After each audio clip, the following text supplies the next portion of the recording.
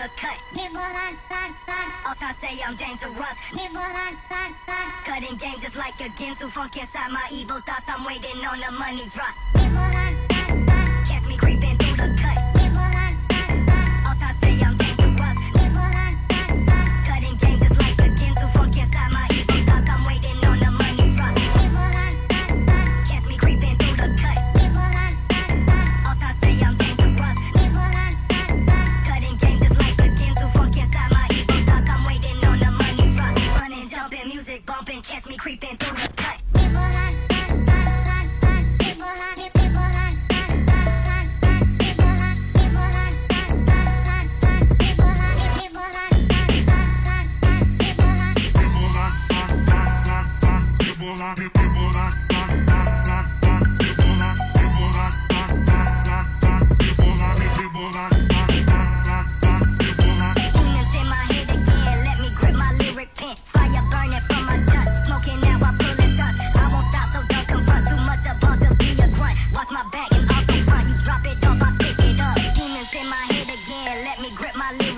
Fire burning from my junk, smoking out while pulling stunts. I won't stop, so don't confront. Too much about to be a grunt. Watch my back and off the front. You drop it off, I pick it up. Catch me creeping through the cut. All time say I'm dangerous. Cutting game just like a Ginsu. Funk inside my evil thoughts. I'm waiting on the money drop. Catch me creeping through the cut. All time say I'm dangerous. Cutting game just like a Ginsu. Funk inside my evil thoughts. I'm waiting on the money drop. Running, jumping, music bumping. Catch me creeping through the cut. Busted trying to stop my son. All time say I'm dangerous. Nervousness from within you. Cutting game just like a Ginsu. Funk inside my evil thoughts. I'm waiting on the money drop. Running, jumping, music bumping. Catch me creeping through the cut. Busted trying to stop my son. All time say I'm dangerous. Nervousness from within you. Cutting game just like a Ginsu. Funk inside my evil thoughts. I'm waiting on the money drop.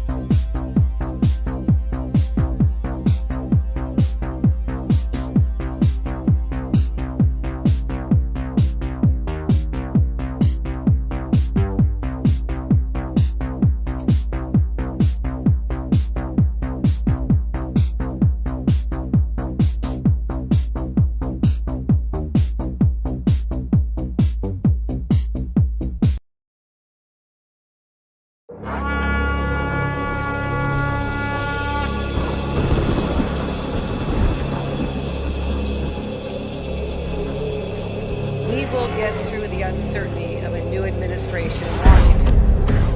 As I said, we've done this before. We've been to this. And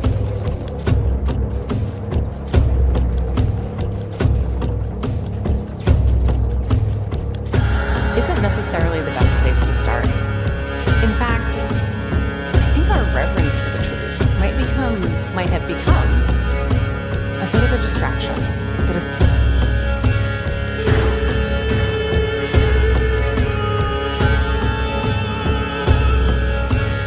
you condemn white supremacy. And he fuddled around, didn't say anything. I said, how about the Proud Boys? And he said, well, Ronald Reagan was too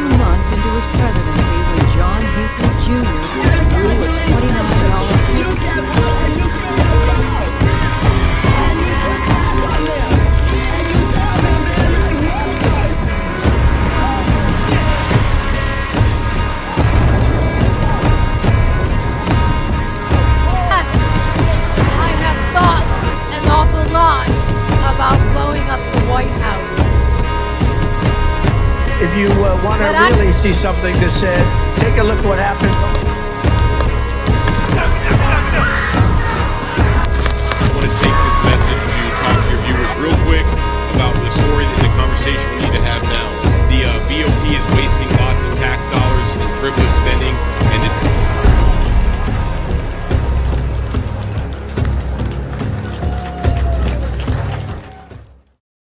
Welcome, ladies and gentlemen. Thank you for tuning in. Those of you that are here, it's a beautiful Sunday here in the sunny state of South Florida where I am at. And you know what? I could not be having a better of a day. I just left church with my amazing fiance. It was all great. It was all good. But it doesn't take off what's been on my mind. And something has been on my mind for quite some time. And it's getting worse. It's getting worse as the days go on. And and I keep getting reminded every single day of where we're at in America and where we are going. And I I I see things in the media, I see things on social media, and all of you see it too. And the teen takeovers, the cultural battles that we've been having since long before Trump took office. I mean, a lot of us can make the argument that race relations in this country really got bad under Obama's administration, but I'm going to digress. The things we're seeing in America is bringing us closer and closer to what I believe and what I see is just a dangerous tipping point, one in which American patriots, white people, and black people that love this country, where we're going to get tied in as the villain no matter what. The scene has been set under the Obama administration, and I want to relate it and juxtapose it to what we saw recently come out with the SPLC. The SPLC, as a lot of you know, were funding right wing extremists and right wing extremism so they can go back to their donors essentially and ask for more money. You guys know the story. There's no reason to go over it. But when you look at what's happening, you see let's isolate in on a group called the Groypers. We all know who they are. Maybe some of you guys are watching. Overwhelmingly, Groypers are young white men that I believe, and I could be wrong with this, but I believe that overwhelmingly they grew up in a period in America where their parents weren't raising them to be racist. Their parents were raising them to be tolerant inside of an ever-changing America where I believe the black community overwhelmingly, not all, but most, were teaching their children the complete opposite. For a long time, these kids have been bastardized. These white kids, God forbid I say it, these white kids have been bastardized, told that they were the problem with America, told that they were racist no matter what they did and how hard they tried. And and they weren't this. But what I see happening more and more is this creeping over to a far right side than they ever intended on being, pushed by elements of the left wing agenda. And it's becoming a little scary. You know, I we saw recently the group Patriot Front march through DC, right? They didn't do anything wrong. They didn't cause any violence. You may have seen the image come out of the black woman, a fucking crackhead, sitting on a train peacefully, not in any harm. And of course, it went viral, tried to be used as a left as some kind of propaganda tool to paint the white nationalist as being dangerous. However, that was the safest that woman has probably been in years, but whatever. Then you've seen a group of black nationalists marching through the streets of I don't fucking know where with guns, their constitutional right to do so. I support it. And of course, you had some people on the right, not many, but some people on the right flipping out about that. And it brought me to this idea, you know, of tribalism and why I think black tribalism is essentially bullshit in most of the senses, and how white tribalism, while I believe it was forgotten for a long time and just left alone, it's almost necessary right now. And I know that sounds bad and scary. And what am I actually advocating for? And it's definitely not white supremacy. We've been labeled that over and over and over again, mostly by left wing media pundits for years now, to the point where it actually has no effect on most of us. And I think that's a good place to be. But we have been shamed for so long as white men from even congregating with one another, hanging out with one another, celebrating the achievements of our forefathers. And even the slightest mention in the wrong crowd of being proud of Thomas Jefferson, the things he did, can get you ostracized and bastardized by groups of people who don't even understand the own history on the land in which they live. That is the America that we live in now. And I all there's so many different examples that you can get into of how this sucks and how this used to be this way, and none of that matters. Why we got to this point, how we got to this point, is a dangerous tool that society has been using, mainly the left wing, and we do it on the right as well. And it's the pedestal. The pedestal has become the most dangerous thing for culture, for America, for women, for relationships, for white men, for black men, all of it. Putting things on a fucking pedestal, these these earthly made man-made ideals and man-made things that we so often put on a pedestal. I mean, a prime example in recent years is Lizzo. Lizzo. We used to live in a world where fat shaming was just part of culture, because being fat and overweight and obese is unhealthy. I myself used to be fat and overweight and unhealthy. And some can make the case that maybe I still am. But we're putting it on a fucking pedestal. And why are we doing this? Nobody's trying to influence adults.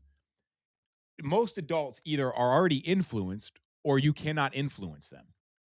They are going after children when with influence campaigns every single time. We put Lizzo up. I believe this bitch got a fucking Grammy or whatever the fuck on this pedestal, and told her to be proud of herself and shame people for making comments about her, right?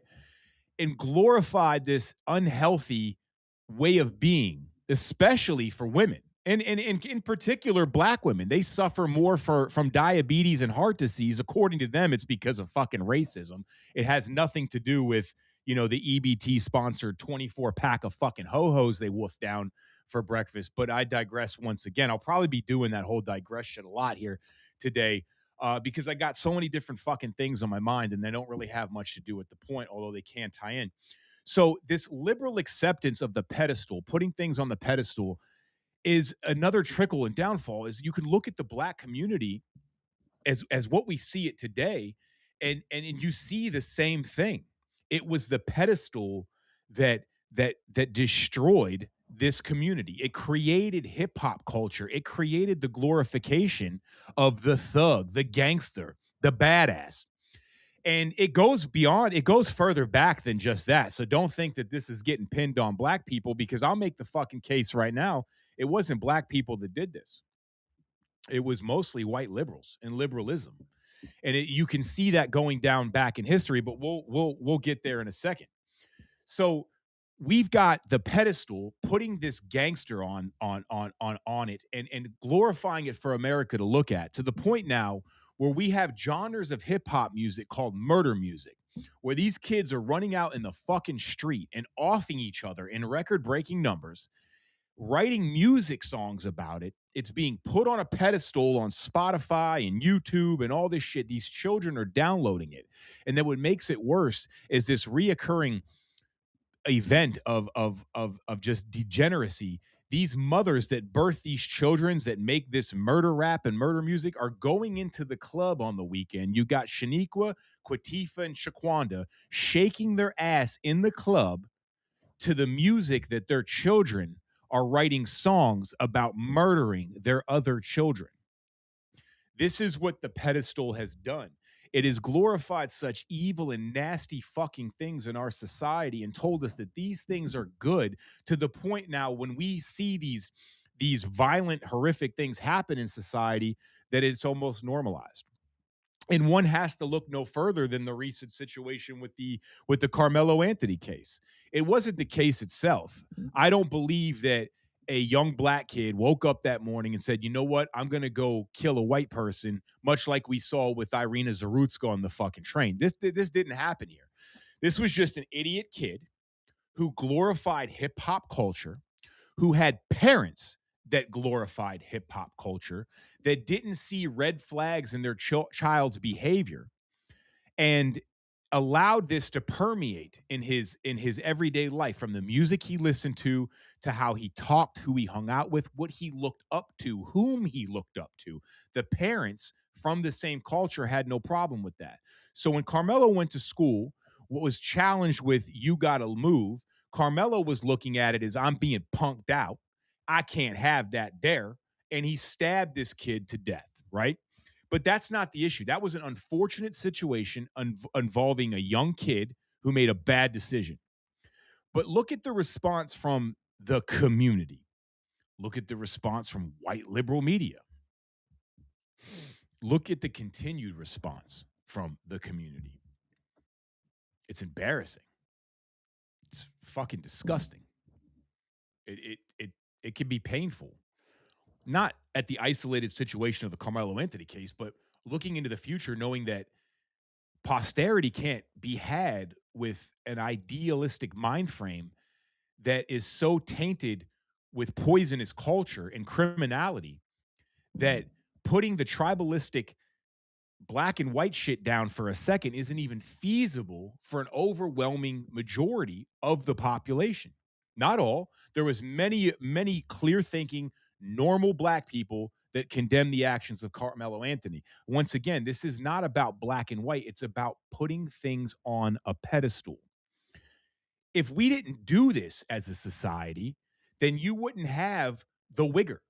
You wouldn't have Brandon with his cornrows and his 32 gold teeth, face tattoos, can't understand a fucking word he's going out of his way not to fucking say. The son of a bitch was born in Bradenton, okay, in suburbia, but somehow has this culture identity. How did it get there?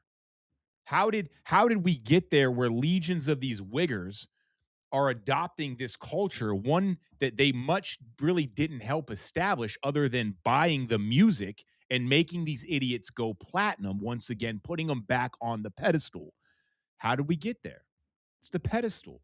The glorification of just disgusting degeneracy that we normalize in our own very lives. How many women out there have daughters? How many men out there have daughters that knowingly have a 14-year-old daughter themselves? A very vulnerable time for a young woman where she's developing her, she's hormonal, she's learning things about the world, she's learning things about men, she's learning things about love and heartbreak, and these are all new elements in life to her. How many of these people knowingly have a daughter in that situation and allow her and encourage her and have no problem with her listening to the likes of Cardi B? Do you understand the damage that normalizing the lyrics of some disgusting human being like Cardi B and letting it permeate onto your daughter will have on her? I mean, I would imagine that the people listening now, most of you, if not all of you, understand how dangerous and toxic it is. Doesn't it seem like it's by design? Almost evil? Who would have such an evil plan to normalize such degeneracy and allow our daughters and our sons to grow up and push it back on their kids and their daughters? What kind of entity, what kind of thing would actually do that and support it? It makes you wonder. You've got these rappers, NBA Youngboy, that most of his lyrics are talking about murdering people. We've got this degenerate piece of shit down here in Broward County where I'm from. What's his fucking name? YWN Melly, YNW Melly or something. He's been on trial for 6 years. He had a mistrial. They should actually let this kid out on bond because he had a mistrial. But nonetheless, He clearly set up his two friends after leaving a recording studio and murdered them. He killed his friends over some fucking record dispute. I don't know. Some fucking hip hop shit. You know what his number one hit song is called? Murder on My Mind. That's the title of the song. Murder on My Mind. I wonder how he got involved in this murder case. I wonder if it was, would one say, the culture? And see, we've got to a point now where me and my white skin, just me saying the things I'm saying and having the fucking audacity to come out and speak to people and say these things and say my opinions, I'm already a white supremacist. I'm a racist. There's nothing I can do about that except keep my opinions to my fucking self, right? Don't say those things. We have glorified degenerates so long that crime is now normal. We don't have a problem with people shitting in the fucking streets in our cities. We don't have a problem with Sharia law popping up everywhere. We're just so fucking passive because criminality has been put on a pedestal in front of us for so long. And you think it started with the hip hop culture? Oh, fuck no. We had Prohibition era. The mobsters, the gangsters, the Tommy guns, the car explosions. Some of the best fucking movies we watched to date are mobster movies. Has America always had this obsession for glorifying the villain? Has it been part of our culture? Or is it something in a practice that was installed in us that we weren't brave enough or not ignorant enough to stand up to? I mean, going back further than Prohibition and mobster gangster shit. You got the Wild West, Jesse James, Cowboys and Indians. Maybe we should play Cowboys and Ghetto People. See how that works out. Again, I digress. Sex has been put on a pedestal. Once again, I think a lot of it can be blamed on hip hop culture. We have now running for Congress down here in the great state of South Florida is Uncle Luke, Luther Campbell. For those of you that may not know, Luther Campbell founded a group called 2 Live Crew. And 2 Live Crew was one of the first bands ever to be banned in America. They were actually, I think, part of the reason the parental advisory sticker was put on labels. I think NWA and them, if I'm not mistaken. So this individual, Luther Campbell, is now running for Congress down here in Florida. He's running against Debbie Wasserman Ramen Noodle Schultz. And this individual has some of the most disgusting, distasteful music, just shitting on women is basically his entire fucking career. All right. And he's running for Congress, and there has been no amends made by this man for the songs that he's written, the culture that he's permeated. If you give me a second, I'm trying to fix my mic. I did hear your request here. And this individual is now running for Congress. And what are we doing about this? America doesn't even have a fucking problem with it. They don't even see an issue with a fucking degenerate like Luther Campbell running for Congress in their country. Why? Because the pedestal. Even if you don't listen to hip hop music, even if you don't glorify it or get into that culture, most of these liberal white women in this very white liberal district, it's part of this area called Parkland, Florida. If you know anything about Parkland, it's where that very sad and unfortunate situation happened at Douglas High School with that mass shooting. But it's a lot of wealthy people. I mean, there's multi-million-dollar properties there, and you got Luther Campbell running, and nobody seems to be batting an eye that once upon a time, this guy wrote entire songs about running trains on women, about having orgies, about fucking this and fucking that. The my dick shit that we see so often out of this culture, a lot of it can be blamed on Luther Campbell. The legacy he has built for his community and his people is 2 Live Crew, Luke Skywalker Records. Now, great, glorify the entrepreneur. If you make money, that's fine. But now you're getting into politics. You are now cementing your run for Congress in the United States of America with a legacy that has made women into complete degenerates. You have made a legacy and a life off of glorifying orgies and dogpiling dicks into women. That's your legacy, bro. And the problem isn't Luther Campbell running for Congress. The problem is what I just said, that nobody seems to have an issue with it. Too afraid to be called a racist because you have the audacity to go to a congressional debate and say, "Hey, Luther Campbell, do you have any question? Do you have any comments about some of the lyrics you wrote in the past?" No, God forbid. You don't want to be a white lady from Parkland, Florida, and go question a black man. The pedestal. Putting degeneracy on a fucking pedestal has caused this. It has removed our spine from us. It's removed our guts from us because we still perceive somehow that this glorification of these fucking animals is somehow good or normal, or we have to be tolerant. It's just not part of our culture.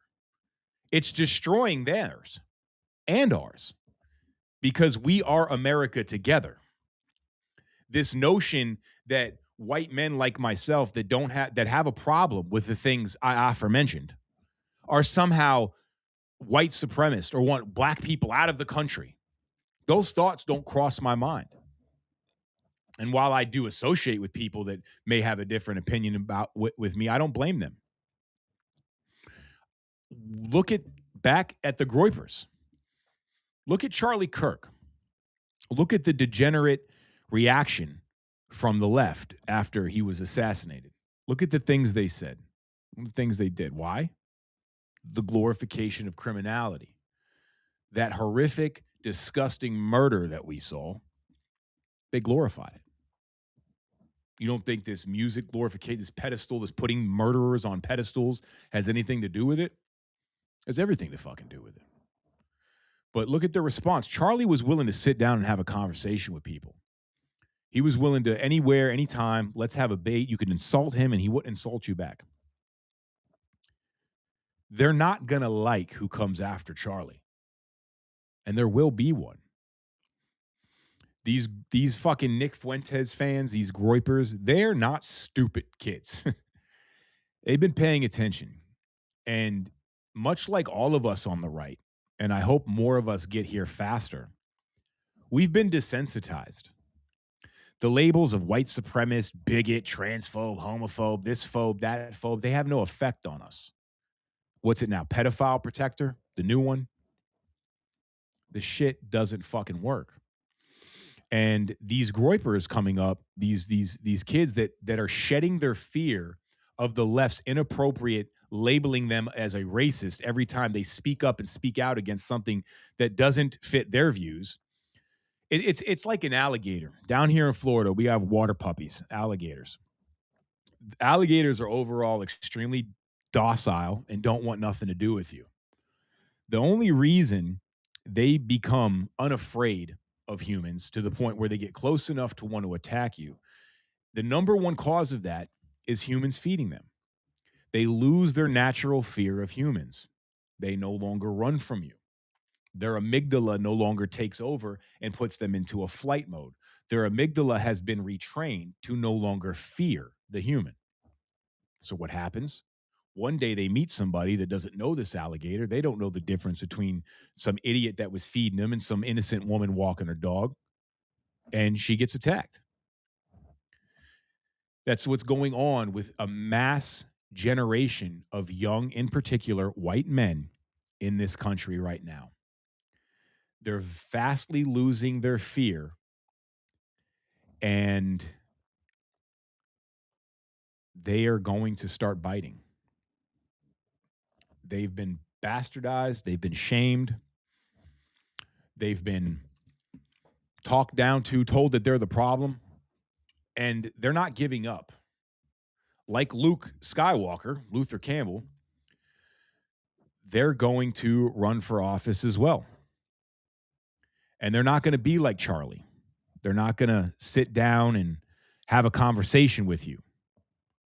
They're not going to They're not going to talk. They're just going to act because they don't have that fear. They don't have that fear of you calling them a racist. They're going to bite you. And they're not going to do it physically. They're not going to do it with machine guns and radical low IQ fucking behavior. They're going to be smart about it. They're going to take over cities. They're going to take over colleges. They're going to take over districts, city councils, school boards. And for one, I hope it happens. Because we've been so tolerant for so long that our entire country, our entire culture has been taken from us. And for the most part, we just handed it over. We handed it over because we believe that we're being tolerant or somehow accepting by accepting other cultures or other forms of cultures that don't belong to us. That somehow we have to do that in order to become a melting pot, but we don't. A melting pot becomes one. We have a fucking paella. We have all these different things that don't collaborate, and we're just told to accept it. How dare you speak up? How dare you say anything? You better just accept it. I don't want to become London. I don't want to become England. I don't want to become the UK. It's gone because they just accept it. And I don't think that was ever part of the American way. To just sit down, shut up, and accept it. Ladies and gentlemen, we got the midterms coming up. And I do highly recommend, even though there is a massive fatigue, not just culturally, but also politically, that you show up. Because it may not feel like it, but I do feel that the American people are winning. We have not won. We have a long way to go. And this fight is not over. So for that, I am out. Thank you for tuning in to this rant. Don't accept bullshit. Don't accept trash as culture. Don't accept degeneracy as something that you need to be a part of. Rise above, be better. Thank you for tuning in.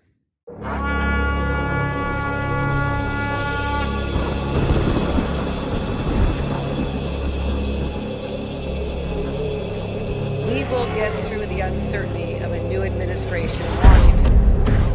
As I said, we've done this before. We've been to this. And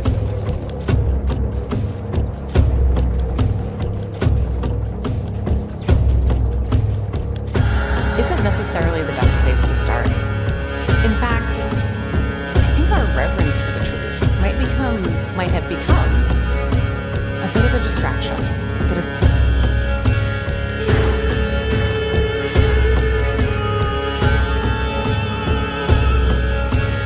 You condemn white supremacy. And he fuddled around, didn't say anything. I said, how about the Proud Boys? And he said, well, Ronald Reagan was 2 months into his presidency when John Hinckley Jr. blew a $20 million